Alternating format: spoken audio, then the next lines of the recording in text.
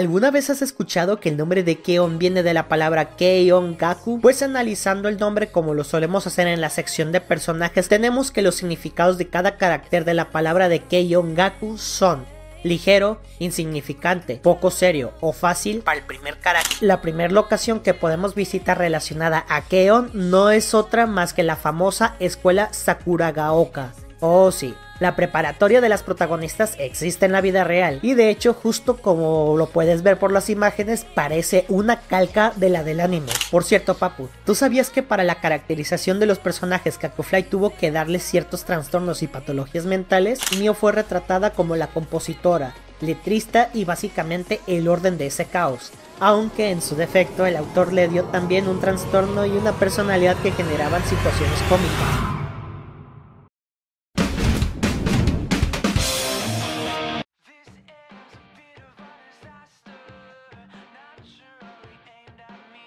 Personalmente, yo considero que una de las cosas que solemos dar por sentado cuando buscamos curiosidades sobre los animes que nos gustan es el origen de la historia como tal. Ya sabes, como fans solemos pensar que conocemos todo sobre el anime en cuestión y por tanto no creemos que pueda haber algo interesante que contar aquí. Pero si yo te dijera que Keon de hecho nació como una crítica y burla a otros animes y que además a las Keoncitas se les dio algunos trastornos mentales para que la dinámica de la banda fuera más peculiar, ¿me creerías? Pues esto es justo lo que me he topado a la hora de investigar curiosidades para este video, y hoy justamente me gustaría comenzar por relatarte todo lo que sabemos relacionado a cómo y el por qué se creó este anime.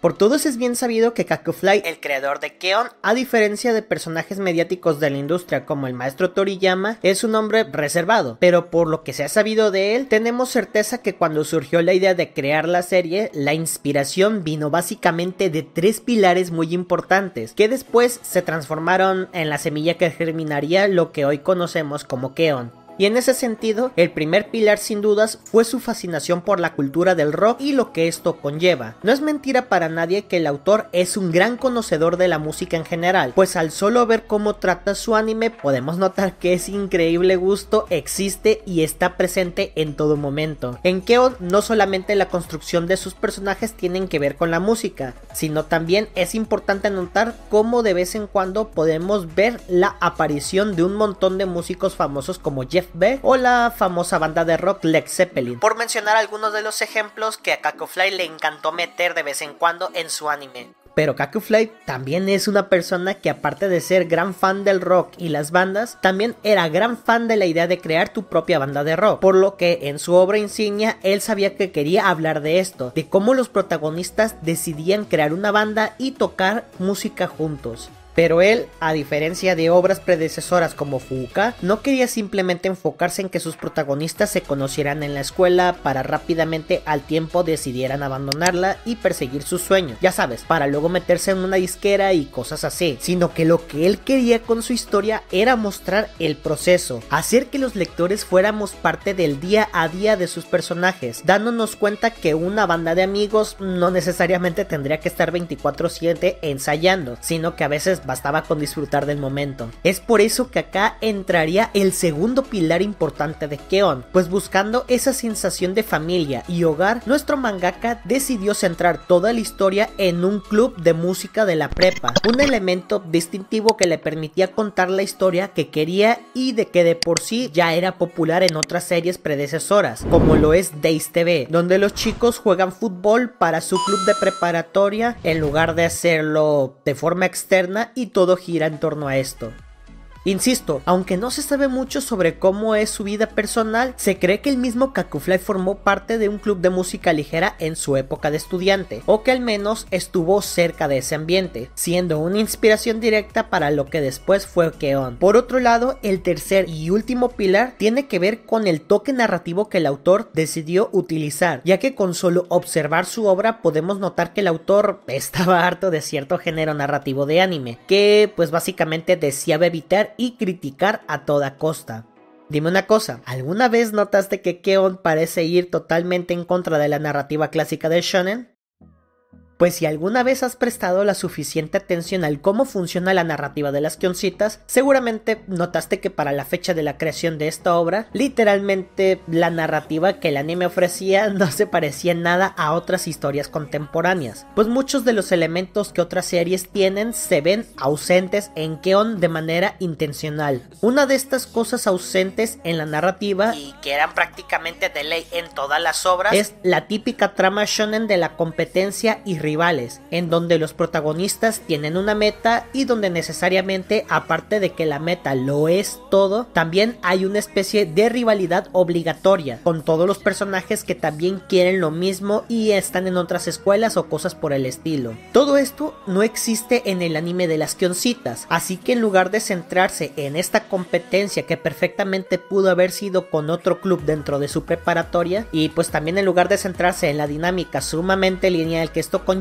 donde no hay tiempo en que los personajes disfruten del proceso de lograr su meta, el autor decidió enfocarse en la amistad, la comedia y los momentos tiernos y casuales que vive una banda de jóvenes que no necesariamente saben qué hacer y cómo hacerlo, como ya te dije. Y el resultado de este concepto no pudo ser mejor, pues darle a su historia este enfoque hizo que se sintiera auténtica y entrañable, y es por eso que aún y para los acontecimientos que formarían a la tercera temporada que te narré en este video de por acá, literalmente todo sigue centrándose en un club, aunque ahora por supuesto pasemos a tener a dos clubes de música ligera existiendo al mismo tiempo, siendo liderados por las Kyoncitas clásicas en el número 1 de la universidad y por el otro lado a las nuevas Kyoncitas respectivamente. Claro que aquí ya se meten otras cosas narrativas como los senpais y todo eso, pero pues tú sabes, cosas de evolución.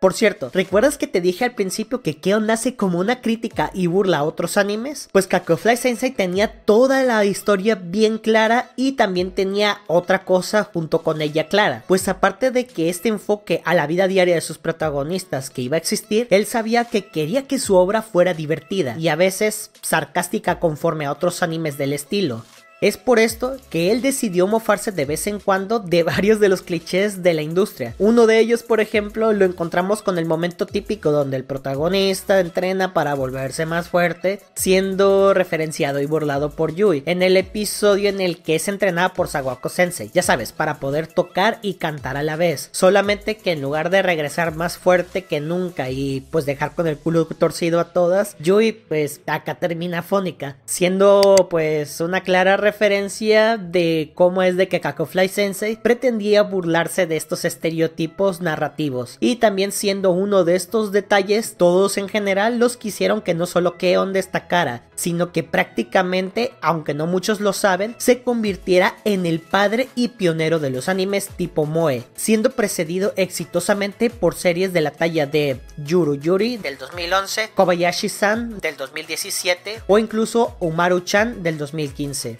Aunque también Keon aportó ayudando a popularizar animes del estilo como Lucky Star del 2007. Por cierto, Papu, ¿alguna vez has escuchado que el nombre de Keon viene de la palabra Keion Gaku y que esta palabra se usó como título para referirse al tipo de música pop y rock que se toca en el anime? Pues déjame decirte que esta no es toda la historia relacionada con el nombre de la serie, pues lo que no muchos saben es que el nombre, aparte de contarnos el tipo de música que se toca, también nos cuenta un montón de cosas más sobre la serie, pues analizando el nombre como lo solemos hacer en la sección de personajes que ya es emblemática de este canal, tenemos que los significados de cada carácter de la palabra de Keion Gaku son ligero, insignificante, poco serio o fácil para el primer carácter, sonido y ruido para el segundo carácter y diversión y música para el último carácter.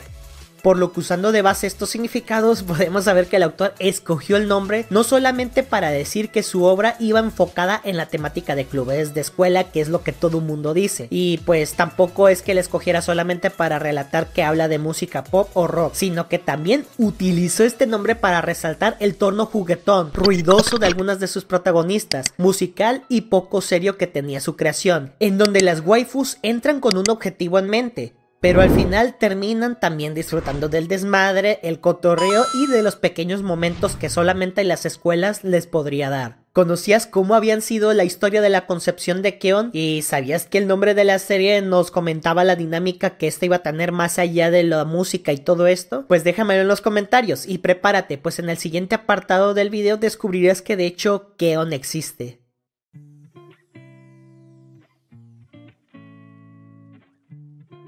Como lo vimos en el apartado pasado, la intención de Kakufly para crear este anime era no solamente burlarse e ir en contra de los clichés del género que ofrecía hasta ese momento, sino lo que él quería era dotar su historia de una familiaridad y realismo poco vistos en otros animes. Es por eso que los escenarios y los lugares en donde la serie se iba a desarrollar tenían que ser brutalmente importantes. Y sobre eso, lo que no muchos saben es que de hecho todos los entornos vistos en Keon, al igual que en Bocchi the Rock, existen y son visitables, por lo que en esta sección del video me gustaría no solamente explorar alguno de ellos, sino también contarte la ubicación exacta y un par de detalles extra. Lo primero que tienes que saber es que la serie, aunque muestra otras partes de Japón, principalmente está inspirada en la prefectura de Shiga, la cual está pegada, como podrás ver en el mapa, a la prefectura de Kioto. Y de ahí la primera locación que podemos visitar relacionada a Keon no es otra más que la famosa escuela Sakuragaoka.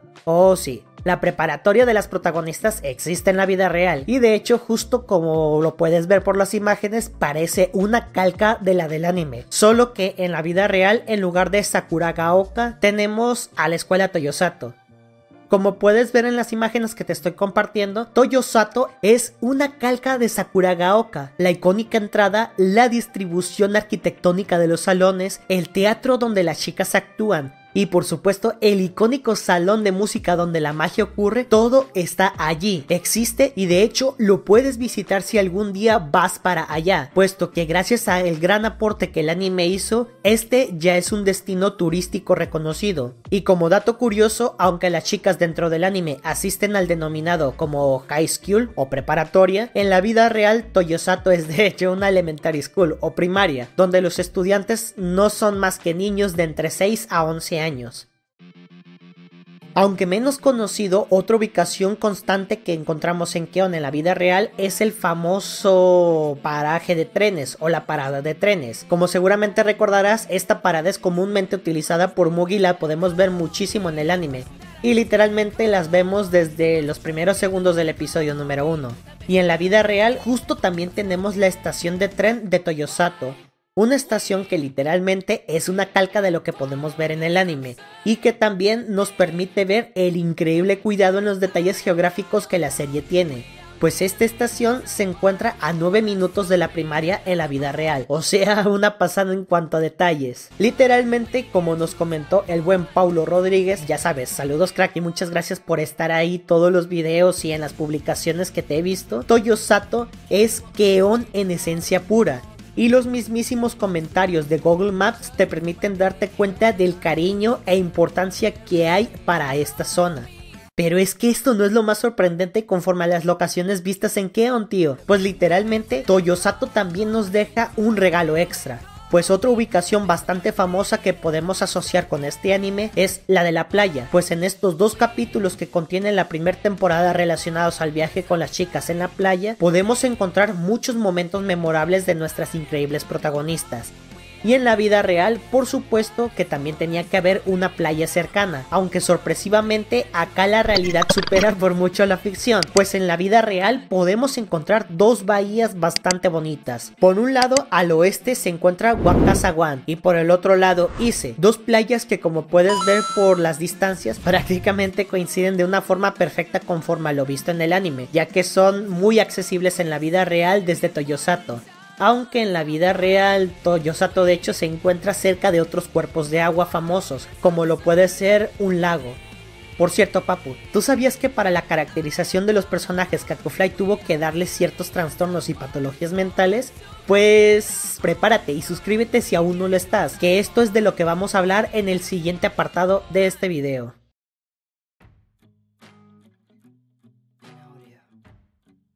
Una vez bien estructurada la historia y teniendo bien claros cómo iban a ser la dinámica y escenarios, lo que hacía falta ahora era crear y caracterizar a unos personajes perfectos que encarnaran todas las aventuras que él quería mostrar. Y si alguna vez has escuchado que las Kyoncitas fueron caracterizadas solamente como pues una inspiración de ciertos músicos de la vida real, tengo que decirte que te has perdido de mucho de la verdadera información que hay sobre cómo se caracterizó a nuestras protas, tío. Pues curiosamente, las Kyoncitas en realidad nacen de dos reglas que ahora son un estándar dentro del moe. La primera regla era que los personajes se vieran adorables y carismáticos a su forma, y como el anime iría de música, el instrumento de las chicas que iban a utilizar pues también tenía que ser muy específico para que reflejara su personalidad. Pues cada instrumento tiene un porqué no solamente desde el apartado musical, sino también desde la personalidad.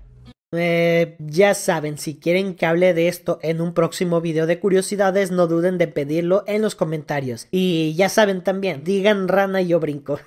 Mientras que la segunda regla es que las personalidades debían de ser muy diferentes, características y debían complementarse. Pero también debían de chocar de vez en cuando para generar situaciones que nuestras waifus deberían de superar. Y para crear esto es que el autor decidió meter meticulosamente su signo zodiacal y su tipo de sangre para contarnos más cosas entre líneas. Con esto en mente, por parte de Yui, ella como protagonista debería de llevarnos por la historia y generar la mayoría de las situaciones. Así que Kakufly decidió dotarla de un aire extrovertido y despreocupado, que sirviera para generar situaciones que le prestaran para un humor absurdo, y que a su vez sirviera para criticar los clichés de shonen que tanto quería que, pues, se les diera caña. Y es por eso que Yui es la waifu más novata del grupo, y es por esto también que la dotó de un trastorno mental bastante común, a la par de que le dio una condición física que solamente los músicos prodigios tenían en la vida real. Con todo esto servido en bandeja de oro, podemos entender que Yui fue pensada para que al mismo tiempo fuera tanto una crack en la guitarra, que aprende obviamente rapidísimo, y que también pues fuera un desmadre que básicamente olvidara con facilidad cosas si es que ponía el foco en algo que no fuera la música. Ritsu por su parte era una extensión de Yui, pero ella aportaba el sueño, el motivo por lo que la banda se formó, y era por supuesto un escalón más en cuanto al nivel musical del grupo, dándole al autor unas características tan peculiares que fácilmente da para entender un montón de cosas raras como te platiqué en su video correspondiente. Mio mi amor era la segunda líder, pero a diferencia de sus otras dos compañeras, ella era una waifu realista, centrada, que metía un poco más de control al desmadre que generaban Yui y Ritsu. Ella también, por cierto, era un escalón superior en cuanto a conocimiento musical, por lo que en varias ocasiones Mio fue retratada como la compositora, letrista y básicamente el orden de ese caos. Aunque en su defecto el autor le dio también un trastorno y una personalidad que generaban situaciones cómicas, relacionadas a su incomodidad conforme a las mamadas que hacían Ritsu y Yui dentro de la serie. Mugi, también te amo mi amor, por su parte fue pensada como una chica que fungiera como el ancla del grupo, siendo la que muchas veces resolvía los problemas que las chicas podían llegar a tener, a la par de que las mantenía unidas a través de las golosinas que llevaba al club. Por supuesto, para poder llevar a cabo este cometido, el autor necesitaba que Mugi fuera un Deus Ex Machina andante, así que la mejor forma de lograrlo era hacer no solo que esta waifu fuera la que mejor conocimiento musical tenía, gracias a que participó en prestigiosos concursos de música al estilo de Shigatsu wa Kimi no Uso, sino que también le dotó de la característica de ser podridamente rica, por lo que utilizando los apellidos existentes en Japón, aprovechó desde el momento número 1 su nombre y apellido para transmitir un aire de fineza y elegancia. Por supuesto, todas las waifus tenían que tener ese algo que diera situaciones chuscas, por lo que Mugi, al ser rica y al tener serios problemas de interacción social, fue dotada también de algunos complejos que generaban ciertos comentarios que a la audiencia le parecían divertidos, pero pues podían ser molestos dependiendo de las personas.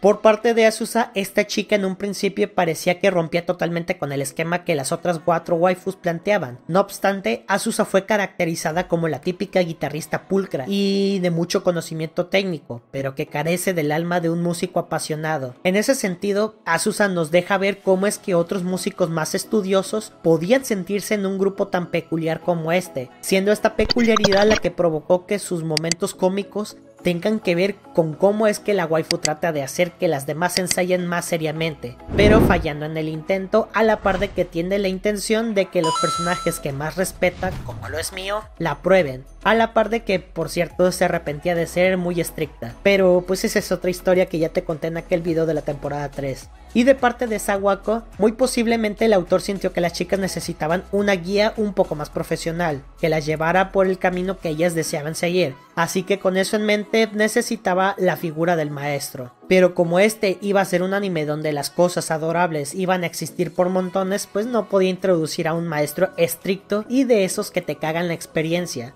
porque obviamente iba a romper completamente con el esquema que él buscaba. Entonces lo que él necesitaba era una especie de hermano mayor y no un antagonista. Es por eso que caracterizó a Sawako como una maestra no muy diferente de edad de las otras waifus, a la par de que le otorgó una historia chusca con la cual pudiese sentirse como en familia entre sus alumnas. Por supuesto, con este video muy seguramente te llamó la atención el hecho de que dijera que ciertas waifus tenían patologías mentales o algunas otras características. Así que dime, ¿te gustaría saber cuáles son y cómo les afectan a los personajes? Pues entonces dale click acá, ya que en ese link te estará llevando a unos de mis videos de curiosidades sobre personajes de K-On!